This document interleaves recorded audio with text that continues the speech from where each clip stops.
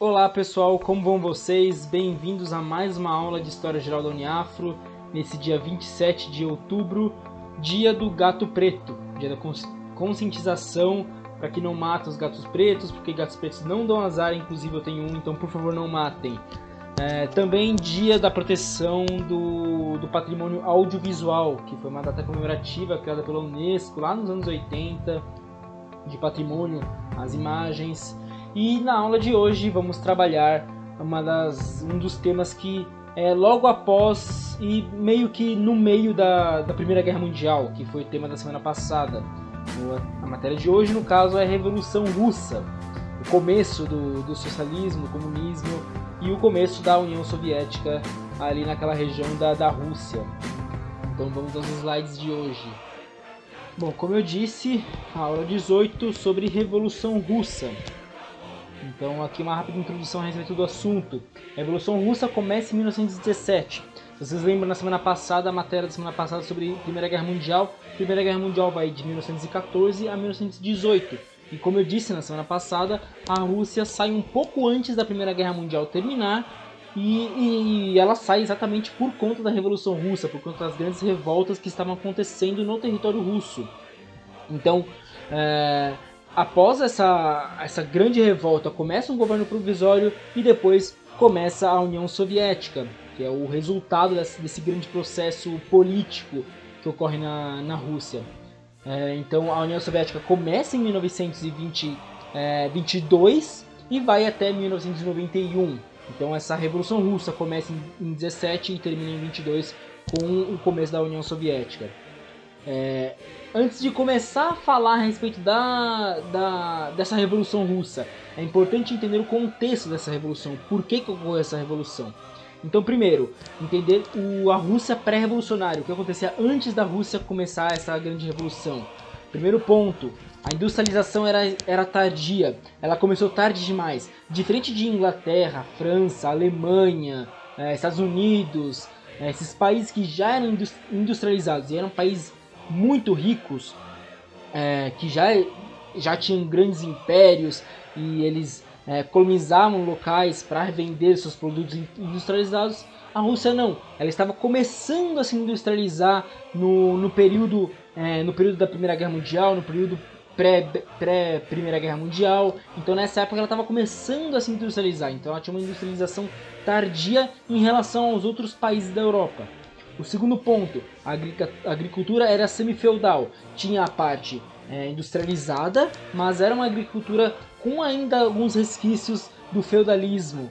Ainda era uma agricultura muito antiquada em comparação aos outros países da Europa. O terceiro ponto, mais importante, ela estava extremamente pobre, a Rússia era extremamente pobre, principalmente comparado aos outros países, mas pior, as pessoas estavam na miséria, elas não tinham dinheiro para absolutamente nada e estavam morrendo de fome, o que gerou um problema por conta da Primeira Guerra Mundial. Como eu comentei, a Rússia saiu da Primeira Guerra Mundial por conta da Revolução Russa. Um dos motivos era esse. A Rússia já estava morrendo de pobreza, morrendo de fome, e ao invés da Rússia investir nisso, ela estava investindo na Primeira Guerra Mundial. Ela investia muito do seu dinheiro em armamento, em salário dos soldados, em comida. Eles, em vez de alimentar a sua população, eles enviavam comida para os combatentes que estavam na Primeira Guerra Mundial, e isso gerou revolta nas pessoas, na população. Aí aqui eu coloquei que tinha uma oposição ao czarismo. Czarismo é o imperador da Rússia, era chamado os imperadores da Rússia, os czares, ou czares. Então esses caras, eles tinham o czar na época era o Nicolau II, e esse cara ele tinha uma forte oposição. Existiam três partidos que estavam se formando, que eram contra a monarquia que existia naquela época. Outro detalhe, eu comentei em umas aulas passadas que as monarquias já tinham terminado em vários países, já eram países com uma democracia constituída. Aqui na Rússia não, ela ainda estava numa monarquia. Então existia um rei no poder, existia um imperador no poder. E aqui começou a se formar os primeiros partidos, os social-democratas, os social-revolucionários, os constitucionais democratas. Então começaram a se formar os primeiros partidos que até então eles eram proibidos. até ocorrer a Revolução de 1905, a primeira grande revolução que fazia parte dessa Revolução Russa. Durante a Revolução de 1905. Alguns motivos que levaram às grandes revoltas desse ano. A primeira foi o fato da Rússia ter perdido uma guerra, a Guerra Russo-Japonesa. Não chegou a perder, mas ela saiu vista de uma forma pejorativa dessa guerra, porque os russos eles viam os japoneses como pessoas inferiores a eles. Então, o fato deles perderem uma guerra contra os japoneses, o fato deles não terem ganhado a guerra contra os japoneses e para não perder eles tiveram que assinar um tratado de paz, os russos eles ficaram contrários ao czar, ao Nicolau II, por conta dessa derrota. Segundo ponto, por conta dessa derrota na guerra russa-japonesa, por conta da fome, por conta da miséria, muitas pessoas saíram em protesto, detalhe que era um protesto pacífico, contra o governo e pedindo por melhorias no país.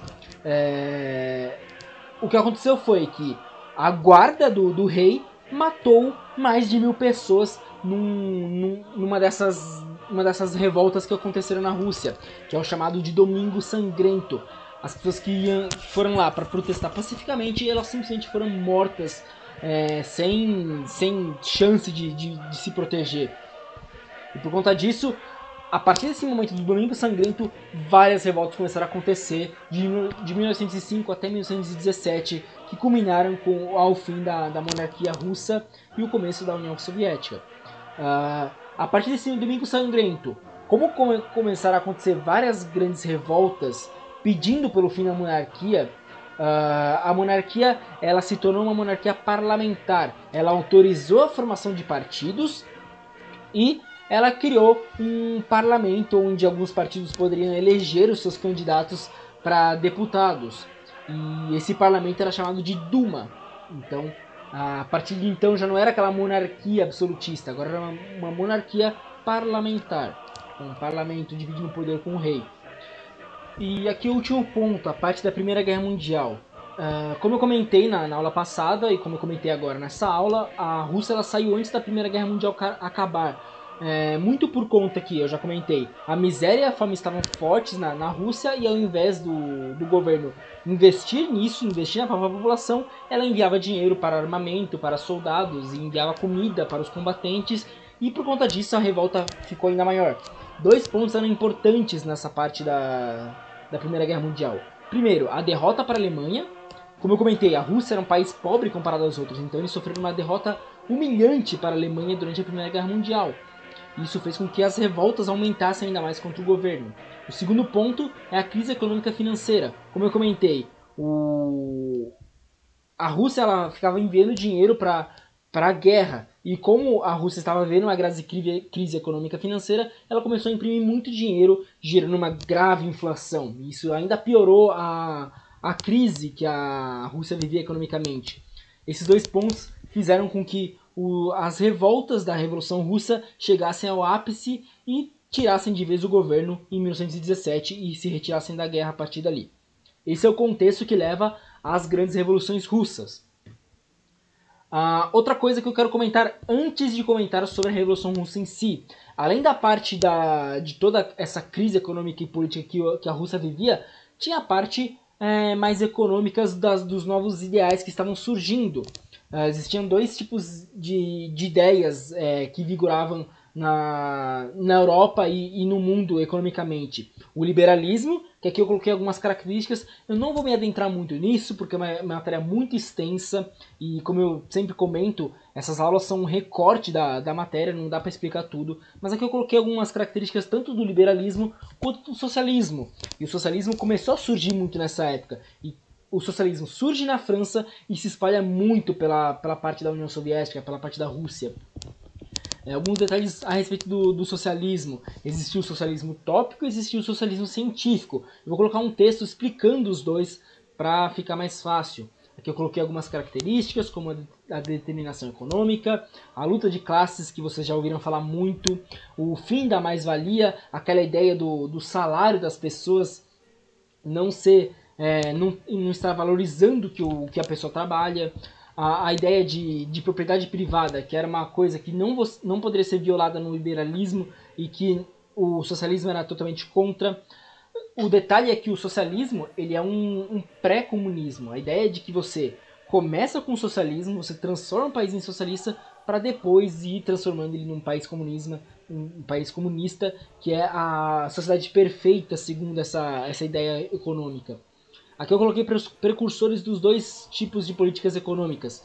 O Adam Smith, o Thomas Malthus, o David Ricardo, que são precursores do liberalismo, e aqui desse lado o Karl Marx, o Friedrich Hegel, que são dois caras que fizeram um livro junto a respeito do socialismo, e o Henri de Saint-Simon, que é um francês que também fazia parte do socialismo utópico, diferente dos outros dois que faziam parte do socialismo científico. Então aqui eu coloquei as duas políticas econômicas. Por que eu coloquei a respeito disso? A parte da política econômica influenciou muito nas grandes revoltas da Revolução Russa. Eles estavam contra aquela forma de política econômica que existia na Rússia e que dava muitos privilégios às pessoas mais ricas e às pessoas que eram donas das indústrias, e as pessoas mais pobres que estavam trabalhando naquelas indústrias e que estavam morrendo de fome, morrendo de miséria, elas gostaram dessas ideias socialistas e apoiaram essas ideias socialistas, participando das grandes revoltas da Revolução Russa. Continuando, aqui está a parte da Revolução em si. Existiram duas grandes revoluções em 1917 que fizeram com que o governo fosse derrubado e colocasse um novo governo no lugar. A primeira foi a Revolução de Fevereiro. Foi a Revolução de Fevereiro que tirou Nicolau II do poder e colocou um governo provisório. Esse governo provisório, ele foi votado, ele foi colocado lá no poder. E detalhe que nessa época existiam dois grandes partidos comunistas que tomaram o poder na Rússia. Os bolcheviques, que eram os caras mais radicais, que eu até coloquei aqui na Revolução de Outubro. Os bolcheviques eram os caras mais radicais daquela vertente do comunismo. E os mencheviques, que eram os mais abertos à conversa, em vez de pegarem armas para poder fazer a revolução. A partir do momento que o Kerensky, que é o cara que é eleito nesse governo provisório, ele era um menchevique. Ele toma o poder, ele faz esse governo provisório, só que esse governo provisório dura de fevereiro até outubro, muito por conta das ideias econômicas e políticas dele que não agradavam a todo mundo na Rússia. E o segundo ponto é que ele decidiu permanecer na Primeira Guerra Mundial. Então, aquela ideia que a galera já estava batendo naquela tecla de sair da Primeira Guerra Mundial, que não era uma guerra deles, que o governo deveria investir mais no próprio país em vez de investir numa guerra na Europa. Então o cara, em vez dele acatar essa ideia que estava todo mundo batendo naquela tecla, não. Ele resolve permanecer na Primeira Guerra Mundial. E essa permanência faz com que ele seja tirado do poder e que entre os bolcheviques tomem o poder de vez na Rússia, formando esse novo governo. Então, a partir do momento que se formam esses dois partidos e que o Kerensky é tirado do poder, ele cai do poder em outubro, ele não aguenta o ano inteiro, e quem sobe ao poder é o Lenin. Lenin é um dos líderes políticos dos bolcheviques, e ele liderava ao lado de outros dois caras, que era o Trotsky e o Stalin, que depois ele toma o poder mais pra frente. Então, a partir de 17, o Lenin sobe ao poder com essa ideia de paz, terra e pão. Você sai da Primeira Guerra Mundial trazendo paz ao seu país, você pega todas as terras que existem e não existe mais propriedade privada no país, você tira a terra de todo mundo e redistribui para que todo mundo tenha terra. E pão, você dá comida para as pessoas, você finalmente alimenta as pessoas que estão morrendo de fome. Então o Lenin sobe ao poder com essas ideias e ele permanece até sua morte logo após a União Soviética se formar. No governo do Lenin ocorrem várias guerras civis. Essa ideia de brancos versus vermelhos. Os vermelhos são os bolcheviques que acabam de subir no poder e que formam uma nova... Não existe a guarda mais real, mas existe uma guarda do governo, os militares do governo, que são os chamados de vermelhos, os que protegem esse governo dos bolcheviques.